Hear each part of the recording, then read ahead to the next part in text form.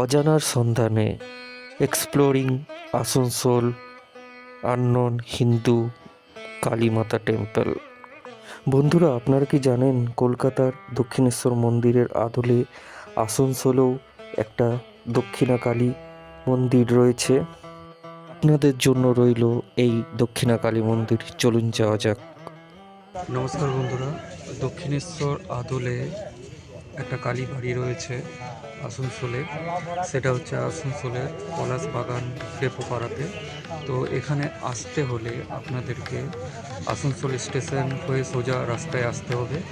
কিছুটা পথ, 3-4 মিনিটের পথ।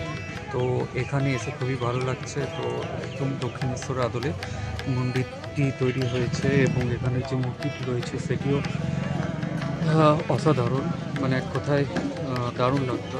তো আপনারাও আসতে পারেন যদি এই নতুন জায়গাটা আসানসোলের মধ্যে আপনারা পছন্দ করেন, তো আসুন, পুজো দিয়ে যান। কিভাবে আসবেন এই মন্দিরে? আসানসোল স্টেশন ঢোকার আগেই যে ফুটপাত আছে সেখানে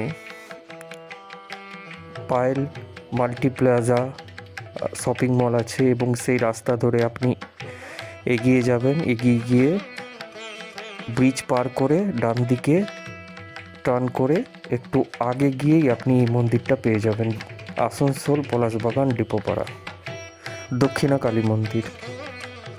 পবিত্র স্থান মা দক্ষিণা কালীর একটি সুসজ্জিত মার্বেল নির্মিত মন্দির।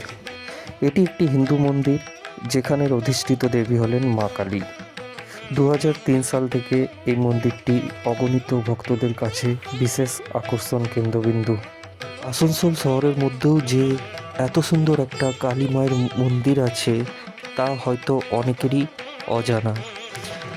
রামকৃষ্ণ এবং সারদা মায়ের সঙ্গে এখানের অধিষ্ঠিত দেবী হলেন দক্ষিণা কালী, যার রূপ দেখে চোখ ফেরানো যায় না। এক কথায় অসাধারণ।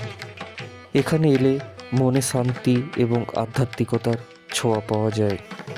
মন্দিরের কর্তৃপক্ষ খুবই সহায়ক এবং সহযোগিতামূলক। প্রতিদিন সন্ধ্যা মায়ের আরতি এই জায়গাটিকে একটি অন্য রূপ দেয়।